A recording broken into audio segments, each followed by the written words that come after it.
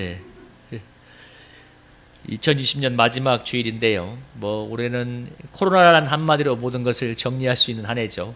코로나로 시작해서 코로나가 계속되는 상황인데 이것이 참 많은 사람들에게 많은 고통을 안겨주었지요. 어느 개척교회 목사님 페이스북에 올린 저의 시인 목사님인데 이런 심경을 이렇게 했습니다.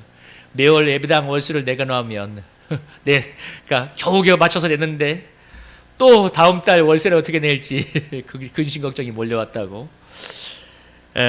근데 어디 그게 개척교회만의 그 교회만의 일이겠습니까? 수많은 자영업자들이 겪고 있는 고통이 아니겠습니까? 예를 들면 음식점, 학원 이런 곳은 손님이 줄어들고 학생들이 오지 않으면 당장 어마어마한 적자가 발생하고 또 몇 달 계속되면 문을 닫아야 되는 위기가 계속되지 않습니까? 또 우리 교회도 6.25 전쟁 때도 멈춘 적이 없다고 하던 교회 예배가 중단이 되고 이제 영상 예배로 전환을 하는 그런 한 해였는데요. 이런 어려움 속에 보낸 한 해였는데 참 저도 올해 시작할 때 1월에 시작할 때 목회의 어려움과 또 재정의 어려움을 해서 청소일까지 하게 되니까 참 마음이 많이 낙심이 되었는데 그래서 교회 와서 처음에 기도할 때 마음이 한번 낙심이 되니까 교회 나와도 기도가 안 되는 거예요. 근데 교회 나와서 그때 한 30분 정도 찬양을 하기 시작했는데 찬양을 하다 보면 나도 모르게 눌려있는 마음이 펴지고 참 안 나오던 기도가 나오기 시작했습니다. 이렇게 찬양과 기도가 살아나니까 저의 영도 살아나서 이제 평안 가운데 한 해를 보내게 되었고 지금도 여전히 상황에 어려움이 있지만 참 그때와는 다르게 마음이 살아나고 평안을 누리고 있습니다. 생각해 보니까 몸이 피곤해서 기도와 예배에 소홀하기 쉬웠는데 목회의 십자가가 오히려 저를 예배와 기도의 자리를 이끌고 또 그것이 저를 살게 했습니다. 목회자이기 때문에 예배와 기도의 자리에 나가게 하고 기도하고 찬양하며 주님 앞에 영적으로 이렇게 몸부림을 쳤던 것들이 저를 살아나게 했습니다. 그러니까 전에는 제가 열심히 기도해서 목회한다고 생각을 많이 했거든요. 그래 주님 나는 이렇게 금식하고 근데 제가 일을 하게 된 데로는 그런 생각이 사라졌어요. 제가 몸은 쉬고 싶은 마음에 주저앉혀 있고 싶지만 또 목회의 십자가로가 저로 하여금 기도와 예배 자리로 나가는데 그게 저를 살아나게 합니다. 그리고 또 제 마음이 살아나고 영혼이 살아나니까 우리 교회도 참 많이 살아나는 것을 느끼고 있습니다. 하나님의 은혜로 그래도 또 올해는 우리 교회에서 놀라운 역사는 2가정이 등록한 거예요. 그동안에 와서 아무리 몸부림을 쳐도 줄었는데 등록하는 일은 별로 없었는데 하나님이 은혜 주셔서 등록을 해서 또 교회 재정 상황도 조금씩 나아져서 매주 지출 걱정을 하던 데서 그래도 이제는 또 일을 통해서 사례비를 충당하게 되니까 또 개인적으로도 재정에 대한 좀 염려를 덜고 또 계속 끊어지지 않고 선교 사업을 계속 하고 있습니다. 참 너무 감사한 일입니다. 돌아보니까 어쨌든 목회자이기 때문에 예배 자리에 나오고 찬양과 기도의 자리에 나왔던 것이 저를 살게 하고 있습니다. 참 어쩌면 저처럼 많은 목회자들이 또 많은 성도님들이 어려움이 있을 때 참 거기서 하나님을 찾는 은혜의 자리로 나가는가 안 나가는가 그렇지 않는가가 참 승부를 좌우하는 것 같은데요.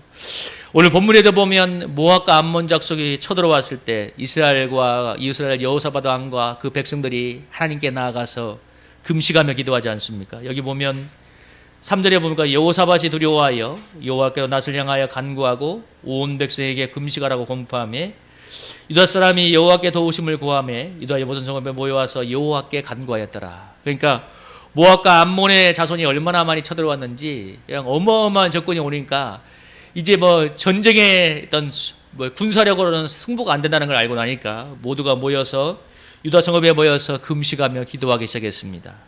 그러면서 12절에서 이렇게 고백하죠. 여러분 12절에서 뭐라고 고백하나요? 여러분 한번 읽어볼까요? 한번 읽어보겠습니다. 12절에 우리 하나님이여 그들을 징벌하지 아니하시나이까 우리를 치러오른 이 큰 무리를 우리가 대적할 능력이 없고 어떻게 할지도 알지 못하옵고 오직 주만 바라보나이다. 여러분 어떻게 할 줄도 모르고 오직 주만 바라보나이다. 너무나 압도적인 상황 앞에서 어떻게 할 줄도 모르고 주만 바라본다고 얘기하는데 저는 이 본문을 보면서 이게 우리 신앙인의 가장 큰 축복이라는 생각을 하게 되었습니다.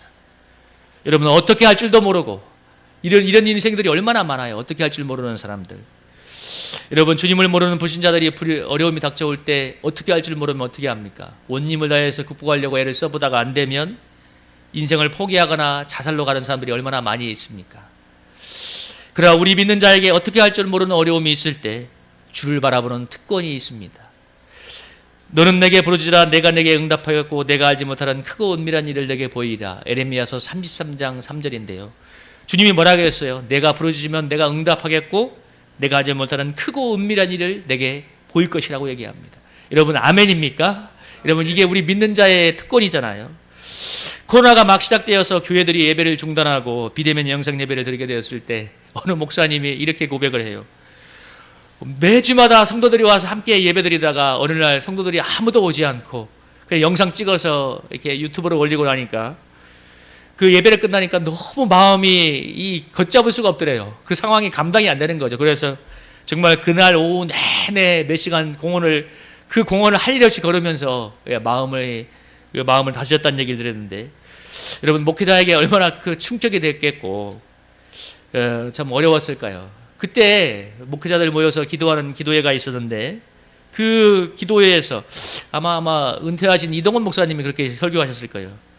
지금 코로나보다 더 큰 문제는 이가 닥쳐왔음에도 기도하지 않은 영적인 무감각이라고 얘기했습니다. 저의 친한 지인, 우리 교회 노예 선배 목사님이 이런 얘기를 해요. 뭐라고 얘기하냐면, 이제 얘기하면서 우리 성도님들도 물론 기도하지만 우리 목회자들이 기도하지 않으면 누가 기도하겠냐고. 물론 성도님들 중에도 기도의 은혜가 있는 분들은 기도해요. 하지만 목회자들이 기도하지 면 누가 기도하겠냐고. 근데 저는 정말 그게 마음에 오더라고요. 우리 성도님들이 기도하지 않는 건 아니죠. 그런데 목회자마저 기도에 낭망하게 되고 손줄을 놓아버리면 누가 기도하겠냐고. 그래서 이제 이 코로나의 하나님께서 정말 결사적으로 금식하며 기도하라는 뜻인데 기도해야 된다고 얘기했는데, 저는 그 이동원 목사님 설교가 정말 마음에 왔습니다.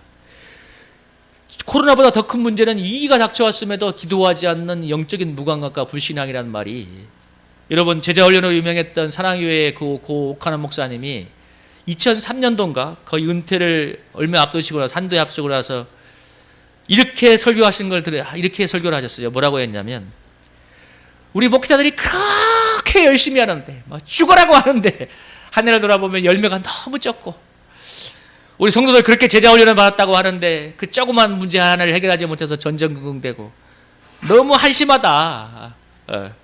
그러면서 이제 목회 마지막 때쯤에 여의도 순복음교회 조영규 목사님 모셔다가 부흥회를 했다고 하더라고요. 그러면서 조영규 목사님이 와서 그런 얘기 했다고 합니다. 우리 교회는 너무 뜨거워서 찬물을 부어야 돼요. 이렇게 하더래요. 찬물을 부어야 돼요. 너무 뜨거워서 찬물을 부어야 돼요. 여러분, 기도하면 순복음교회 아닙니까? 저는 제자훈련을 폄하하는 건 아닙니다. 그러나 성령의 능력이 아니고 하나님의 권능을 동반하지 않는 어떤 프로그램도 무익하다는 것을 말해주는 것입니다. 제자훈련이 한국교회에 끼친 유익이 분명히 있어요. 특별히 한국교회가 고학력자가 많아지면서 전에 우리 부흥사분들이 큰 일을 많이 했어요. 전에 정말 기도를 많이 했기 때문에 그분들은 정말 좀 설교가 논리적이지 못하고 세련되지 못해도 속된 말로 그냥 능력이 있었습니다. 그냥 귀신을 쫓아내요. 제가 그런 간증을 너무 많이 들었어요. 물론 지금은 이단이 되었지만 그 전에 김기동 목사님 때문에 은혜 받은 사람도 많이 있어요. 그때 부산에 저희 아는 그 여준소사님도 그때 너무 큰 은혜를 받고 그 집회가 은혜 받고 자기가 기도가 뻥 뚫렸다고. 그래서 근데 이제 사람들이 고학력자가 되니까 굉장히 세련되고 지적인 걸 원하니까 제자훈련이 그런 부분에서 뭔가 지적 수준에 맞는 영적인 성장 프로그램이 되었던 건 분명히 맞습니다. 뭔가 코드가 맞는 거죠. 그러나 냉정하게 돌아본다면 제자훈련이 얼마나 사람들이 변화되었는가. 그 사랑교회의 사람들, 사역자들이 한탄하는 걸 제가 많이 들어봤어요. 제자를 훈련하는 제자가 나온다고. 그러니까 예수님의 제자가 나와야 되는데, 제가 무엇 특별한 프로그램을 폄하하는 게 아니라 저도 제자훈련 세미나를 간 사람이에요. 그것도 많이 해본 사람이지만, 선교단체에서 제자훈련은 정말 많이 했던 사람이지만, 그러나 하나님의 능력이 동반되지 않는 것이 얼마나 또 무력한가도 알고 있습니다. 그래서 저는 성경 공부가 너무 중요하다는 것도 알지만 하나님의 권능과 은혜가 동반되지 않는 성경 공부가 얼마나 또 지식만을 키우는가도 알고 있습니다. 여러분, 오늘날 교회는 과거와 비교할 수 없는 프로그램이 있고 예배가 얼마나 세련되었는지 모릅니다. 우리 교회는 뭐 그렇게 세련되지 못했지만, 여러분, 우리 다니엘 기도회 한번 오른교회 한번 봐봐요. 얼마나 세련됐어요. 정말 우리 김은호 목사님이 그런 얘기 하더라고. 지방에서 피드백이 오기를 제발 찬송가 좀 불러라. 저 노래 못 따라가겠다. 기도를 멈추지 마라. 이제 역전되리라. 그런 찬양은 여기 미카엘 여기 이게 버전이 이게 7.0인가 제일 세련된 버전인데도 우리 교회 여기도 없어요. 그러니까 내가 지금 업그레이드를 받아야 될 것 같아. 돈을 좀 더 주고 그런 노래 부르고 싶어도 없어. 그러니까 그 정도니까 지방은 뭐예요? 제발 찬송가 좀 하세요. 그 찬양하는 사람들이 꼭 찬송가 3-4개를 넣더라고. 그 이유가 있어요. 그러니까 못 따라가는 거예요. 노래를 부르면. 그 교회 성도들은 알지. 인터넷에 좋은 설교와 영적인 컨텐츠들이 얼마나 넘쳐나고 있습니까? 근데 정말 능력이 나타나고 있는가? 그리고 성도들의 삶이 변화되고 있는가? 이 시대에 넘실거리는 죄악을 이기고 있는가? 저는 그 어느 목사님이 했던 그 고백이 정말 마음에 왔어요. 뭐라고 했냐면 정말 정말 좋은 설교는 무엇인가 얘기할 때 저는 그게 정말 마음에 왔습니다. 성도들의 변화가 일어나는 설교다. 정말 맞는 말 아니에요. 여러분 목회자와 성도들의 변화가 일어나는 설교가 좋은 설교지 정말 말만 아름다운 설교가 그거 무슨 능력이 있겠습니까? 여러분 지금 내 삶에 닥쳐온 문제들을 정말 능력 있게 해결하고 있는가? 그러니까 나의 신앙생활이, 나의 기도가, 나의 영적 생활이 내 삶의 문제들을 능력 있게 해결하고 있는가 반문해 볼 때 저는 회의하지 않을 수 없습니다. 고속도로 휴게소 화장실에 이런 글이 있는 걸 제가 봤는데요. 화장실에 이런 글이 적혀 있었어요. 지금까지 해결되지 않은 문제는 방법을 바꿔야 한다. 지금까지 해결되지 않은, 여러분 맞는 말 아니에요? 지금까지 해결되지 않은 문제는 방법을 바꿔야 된다. 여러분 지금까지 살아온 삶이 어떠하든 문제가 어떠하든 해결되지 않고 지속되고 있다면 방법을 바꿔야 됩니다. 특별히 어려울수록 기본으로 돌아가는 말이 있는데 우리가 언제나 돌아가야 하는 방법은 전적으로 하나님께 내달리는 것인 줄로 믿습니다. 오늘 여러분 뭐라고 합니까? 주여 우리가 이 사람들을 대적할 능력이 없고 어떻게 할지도 알지 못하니까 주만 바라봅니다. 우리에게 하나님이 우리 힘을 해결할 수 없는 어려움을 주시는 이유는 이 고백을 하라는 뜻이라고 믿습니다. 우리가 대적할 능력이 없고 어떻게 할 줄도 알지 못하고 오직 주만 바라봅니다. 오직 주만 바라보나이다. 이 고백을 나오게 하시는 것입니다. 여러분 어떤 것도 의지하지 않고 주님만 바라고 전적으로 기도할 때 여러분 하나님의 구원이 임하게 될 줄로 믿습니다. 여러분 우리에게 그런 믿음이 있기를 원합니다. 여러분 여호와의 구원이 어떻게 임하는가 오늘 한번 생각해 보게요. 제일 먼저 여호와의 구원은 여러분 이걸 한번 해보세요. 여호와의 구원은 마음으로부터 임한다. 이것부터 해봅시다. 시작.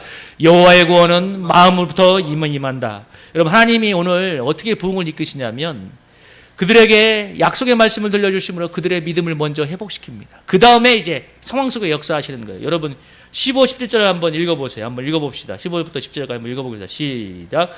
야시리대 온 유다와 예루살렘 주민과 여호사밧 왕이여 들을지어다. 여호와께서 이같이 너희에게 말씀하시기를 너희는 이 큰 무리로 말미암아 두려워하거나 놀라지 말라.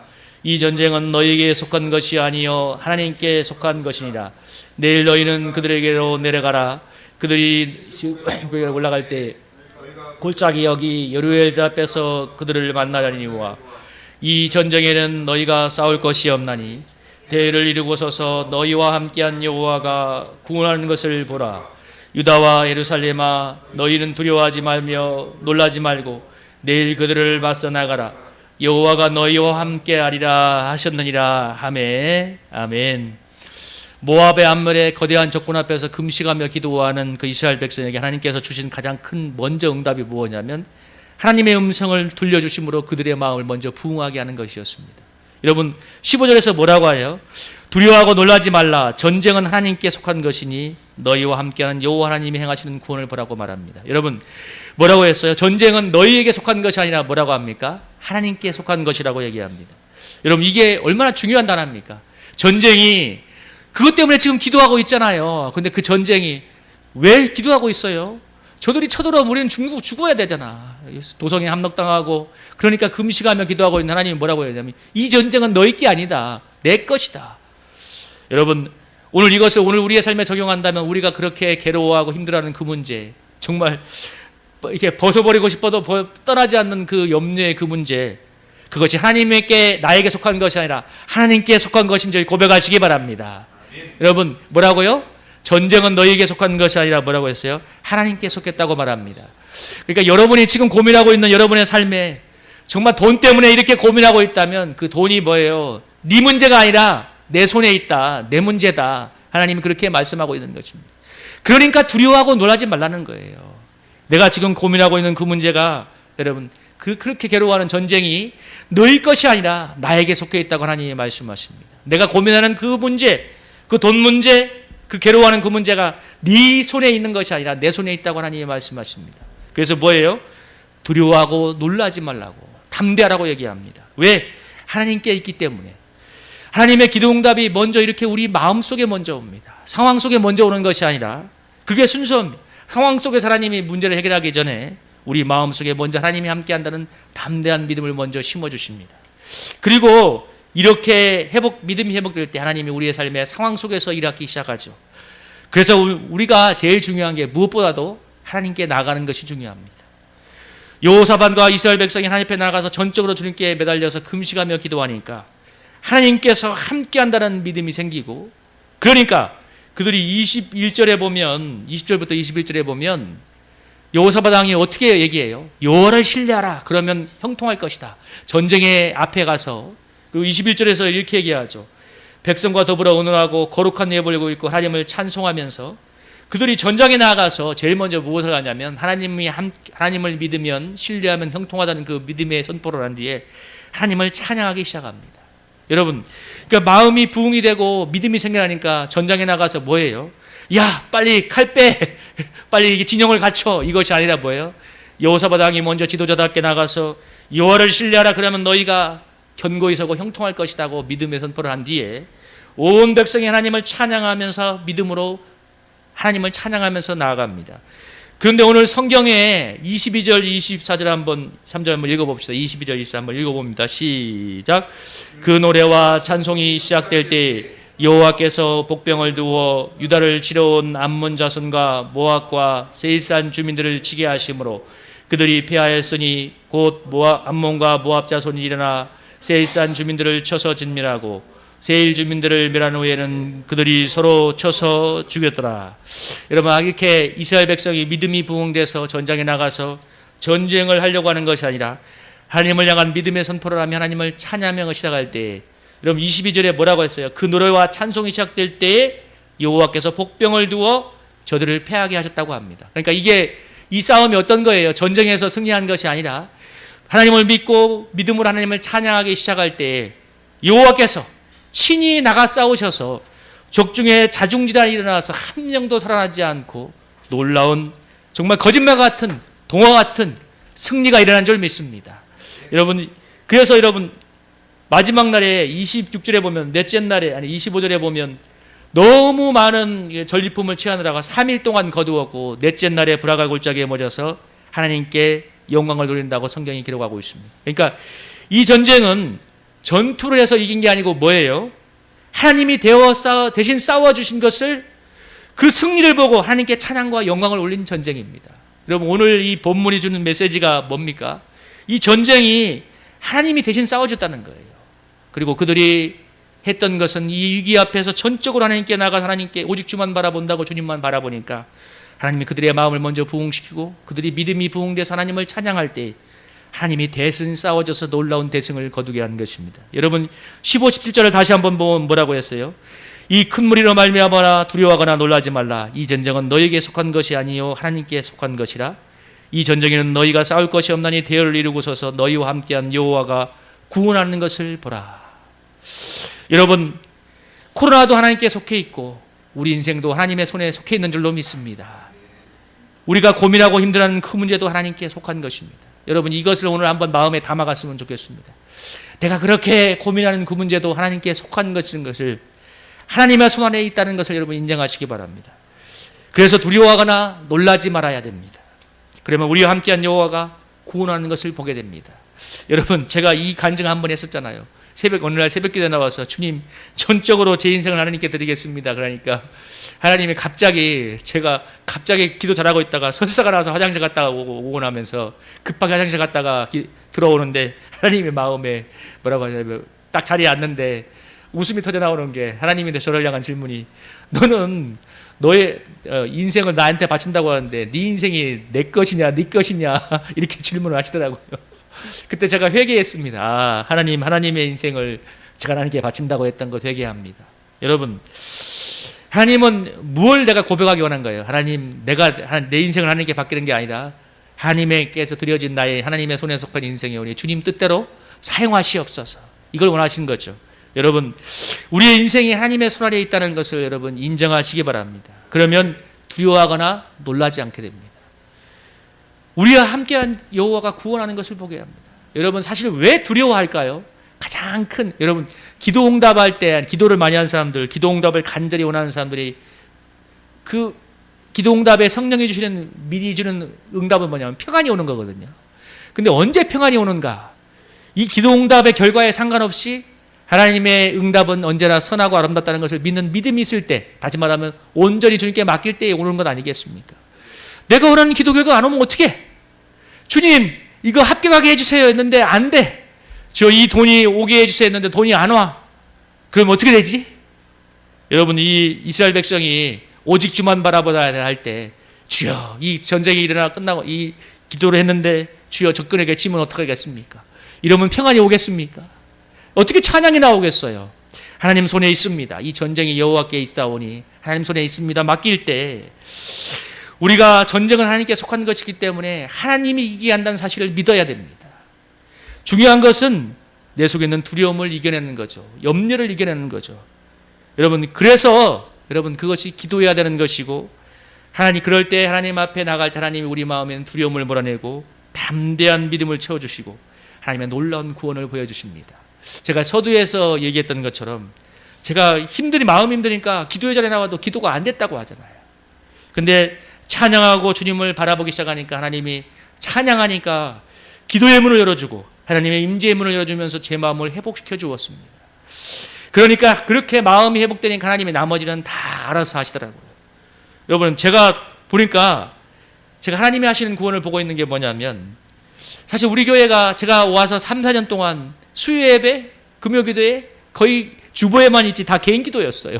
왜? 예배가 안 되니까. 근데 올해 코로나로 다른 교회는 예배의 문이 닫혔는지 모르지만 저희 교회는 수요 예배와 금요 기도회가 정식으로 자리를 잡고, 우리 수요 예배도 주일 예배보다 좀 못하지만 거의 비슷하게 나오고 있습니다. 여러분, 금요 기도도 마찬가지고 주중에 우리 예배와 기도회로 모여서 지금 뜨겁게 하나님을 찬양하고 기도하고 있습니다. 그래서 저희 교회는 코로나 중에도 예배가 부흥하는 교회입니다. 여러분, 대한민국에 물론 여러 교회들이 있겠지만 요즘 예배가 오히려 부흥합니다 이런 교회가 몇 개나 있을까요? 저는 그런 면에서 하나님이 너무 감사해요. 여러분, 우리 교회가 여러분 이 코로나 중에도 예배가 부흥할 수 있다는 거 얼마나 큰 감사합니까? 개인적으로 우리 교회가 변화된 게 있다면 저는 예배할 때 찬양이 더 많아지고 뜨거워졌다는 것입니다. 찬양이 부흥하니까 예배가 산다는 것을 느낍니다. 여러분, 찬양이 부흥한다는 거 굉장히 중요한 거예요.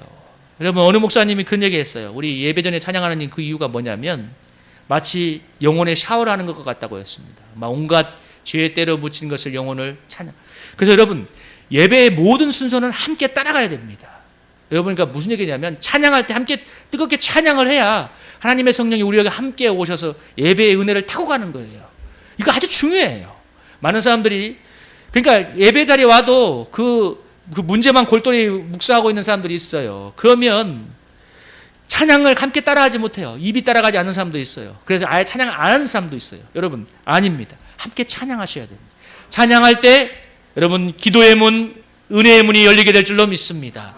그때 예배의 문이 열리고 여러분 은혜의 문이 열릴 때 그때 믿음이 생겨나고 그 믿음으로 담대히 하나님을 바라보고 평안 속에 나아갈 때, 여기 오늘 얘기처럼 찬양이 시작될 때 하나님이 싸우기 시작했잖아요. 하나님이 싸워주셔서 우리의 인생의 대적을 부시고 우리 인생의 길을, 형통의 길을 열어줄 줄로 믿습니다. 여러분, 우리는 문제를 껴안고 문제를 해결해 보려고 얼마나 노력합니까? 저나 여러분이나 그랬잖아요. 여러분, 제가 얼마나 목회를 잘해보려고 애를 썼겠어요. 여러분도 마찬가지잖아요. 얼마나 잘 살아보려고 애를 썼어. 근데 저는 저 개인을 돌아보니까 내가 애를 쓰면 쓸수록 수렁에 빠지는 것 같아. 내가 애를 쓰면 쓸수록. 이 말은 아무것도 안 하고 이렇게 두 손을 놓겠다는 게 아니에요. 그 말 전적으로 하나님만 바라보고 내려놓고 하나님만 바라볼 때, 그래서 정말 하나님을 찬양하기 시작할 때, 하나님께 정말 온전히 주님 문제를 맡겨드리고 하나님을 여호와 이름을 부르기 시작할 때 염려하지 않는 담대한 평안을 얻게 되고, 이렇게 평안 속에 나아갈 때 나를 괴롭히던 문제가 하나하나 해결되고 하나님의 능력으로 열려가는 인생을 보고 있습니다. 여러분, 여러분의 인생에도 동일한 간증이 있기를 축복합니다. 여러분, 힘써서 애써서 나아지는 인생이 아니라 하나님이 하셔서 해결되는 인생 얼마나 달라요. 여러분, 그게 간증 아닙니까? 여러분, 내가 죽으라고 애를 썼더라. 물론 이것도 필요하겠지만 죽으라고 애를 써서 나아지는 인생이 아니라 하나님이 열어주셔서 하나님이 해결해 주셔서 여러분 나아지는 인생의 간증. 정말 하나님이 하셨다는 간증이잖아요. 2021년 우리의 삶이 어떻게 펼쳐질지 아무도 모르지만 그러나 어떠한 상황이 올지라도 오늘 이스라엘 백성들을 오직 주만 바라보나이다. 주님만 바라본다면 하나님이 우리와 함께 할 줄로 믿습니다. 그리고 우리와 함께 하시는 그 여호와의 구원을 우리가 보게 될 줄로 믿습니다. 여러분, 내년 한 해가 그런 한 해가 되기를 주님의 이름으로 축복합니다.